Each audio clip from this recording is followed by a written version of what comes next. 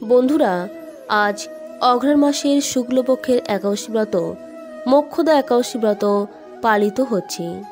তাই এই একাদশী ব্রত অনেকে হয়তো পালন করেছেন, আবার অনেকে হয়তো কোনো কারণবশত এই একাদশী ব্রত পালন করতে পারেননি।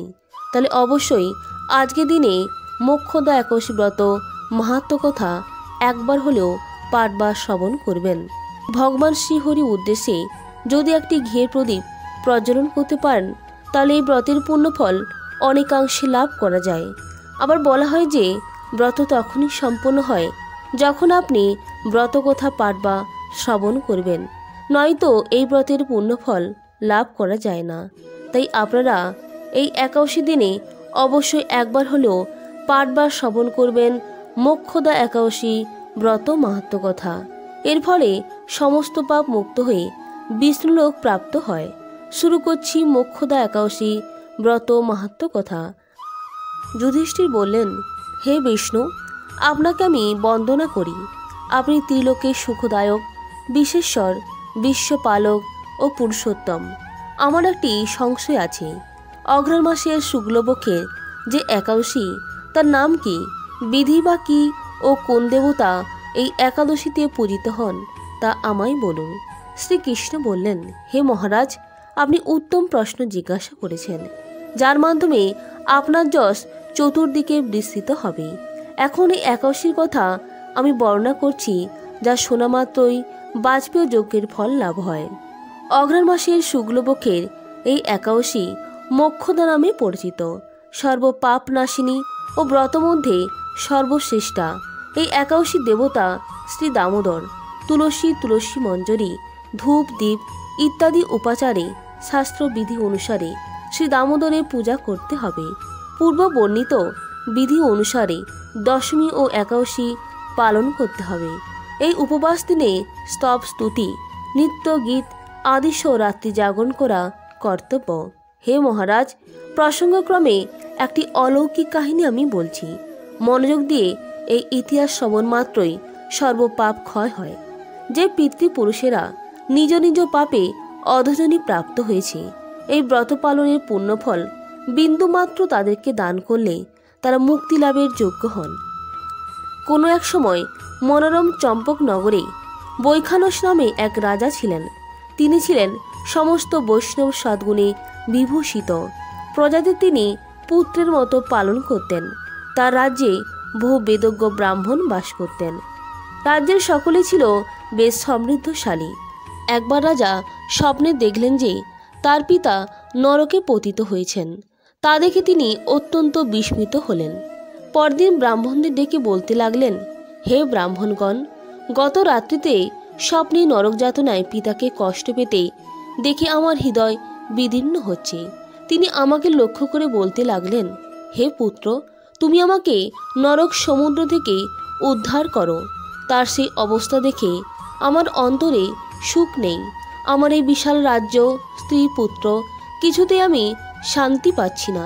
কি করি, কোথায় যাই, কিছুই বুঝে উঠতে পারছি না। আমার পূর্বপুরুষেরা মুক্তিলাভ করতে পারেন এমন কোনো পুণ্যব্রত, তপস্যা, যোগের কথা আমাকে উপদেশ করুন। আমি তা অনুষ্ঠান করব। আমার মতো পুত্র বর্তমান থাকা সত্ত্বেও যদি পিতামাতা পূর্বপুরুষেরা যদি নরক যন্ত্রণা ভোগ করতে থাকেন, তবে সে পুত্রের কি প্রয়োজন?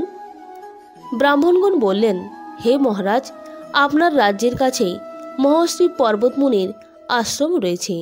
তিনি ত্রিকালজ্ঞ। তার কাছে আপনার মুক্তির উপায় জানতে পারবেন। ব্রাহ্মণদের উপদেশ শ্রবণ করে মহাত্মা বৈখানস তাদের সঙ্গে নিয়ে সেই পর্বতমুনির আশ্রমে গমন করলেন। তারা দূর থেকে ঋষিবর্গের ষষ্ঠাঙ্গ প্রণাম করে তার কাছে গেলেন। মুনিমর রাজার কুশল বার্তা জিজ্ঞাসা করলেন। রাজা বললেন, হে প্রভু, আপনার কৃপায় আমরা সবাই কুশল। তবে আমি একদিন স্বপ্নযোগে পিতার নরক যন্ত্রণা ও কাতর আর্তনা শুনে অত্যন্ত দুঃখিত ও চিন্তাগ্রস্ত হয়েছি। হে ঋষিবর, কোন পুণ্যের ফলে তিনি সেই দুর্দশা থেকে মুক্তি পাবেন, তার উপায় জানতেই আপনার শরণাগত হয়েছি। রাজার কথা শুনে পর্বতমুনি কিছুক্ষণ ধ্যানস্থ হয়ে বললেন, হে মহারাজ, পূর্বজন্মে তোমার পিতা অত্যন্ত কামাচারী হওয়ায় তার এরকম অধোগতি লাভ হয়েছে। এখন এই পাপ থেকে মুক্তির উপায় বর্ণনা করছি। অঘ্রাণ মাসের শুক্লপক্ষের মোক্ষদা একাদশী পালন করে সেই পুণ্যফল পিতাকে প্রদান করো। সেই পুণ্য প্রভাবে তোমার পিতার মুক্তি লাভ হবে। মুনির কথা শোনার পর রাজা নিজ গৃহে ফিরে এলেন। সেই পবিত্র তিথির আবির্ভাবে তিনি স্ত্রী পুত্রাদি সহ যথাবিধি মোক্ষদা একাদশী ব্রত পালন করলেন। ব্রতের পুণ্যফল পিতার উদ্দেশ্যে প্রদান করলেন। ওই পুণ্যফল দানের সঙ্গে সঙ্গে আকাশ থেকে পুষ্প বৃষ্টি হতে লাগলো। হে পুত্র, তোমার মঙ্গল হোক। এই বলতে বলতে বৈখানস রাজার পিতা নরক থেকে মুক্ত হয়ে স্বর্গে গমন করলেন। হে মহারাজ যুধিষ্ঠির, যে ব্যক্তি এই মঙ্গলদায়িনী মোক্ষদা একাদশী ব্রত পালন করে তার সমস্ত পাপ বিনষ্ট হয় ও মৃত্যুর পর মুক্তি লাভ করে। এই ব্রতের পূর্ণ সংখ্যা আমিও জানি না। চিন্তামণির মতো এই ব্রতটি আমার অত্যন্ত প্রিয়। এই ব্রত কথা যিনি পাঠ করেন এবং যিনি শ্রবণ করেন উভয়ই বাজপেয় যজ্ঞের ফল প্রাপ্ত হয়। এই ছিল আজকের মোক্ষদা একাদশীর ব্রত মাহাত্ম্য কথা। বন্ধুরা, আবার এই আজকের এই মোক্ষদা একাদশী দিনে কুরুক্ষেত্রে যুদ্ধ শুরু হয়েছিল। এই যুদ্ধের প্রথম দিনে ভগবান শ্রীকৃষ্ণ অর্জুনকে গীতার জ্ঞান দান করেছিলেন।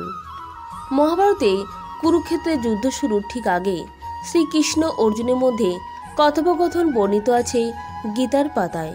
জীবনের সব সমস্যার সমাধান আছে গীতায়, সব প্রশ্নের উত্তর আছে গীতায়। এটি হলো একমাত্র বই যার জন্মবার্ষিকী পালিত হয়। আজকের এই মোক্ষদা একাদশী দিন পালিত হয় গীতা জয়ন্তী।